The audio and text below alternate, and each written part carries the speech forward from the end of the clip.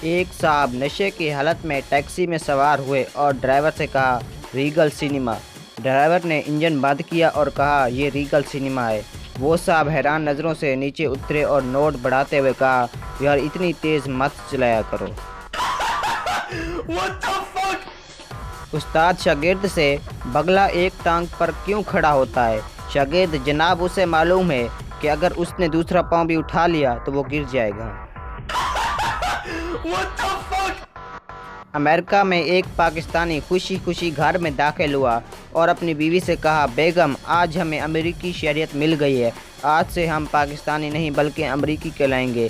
بیگم برتن چھوڑ کر فوراً اٹھ کھڑی ہوئی اور خوش ہو کر بولی یہ تو بڑی خوشی کی بات ہے ڈیئر، آج سے برتن بھی تم خود ہی صاف کر لیا کرو، میں سیر کرنے جا رہی ہوں۔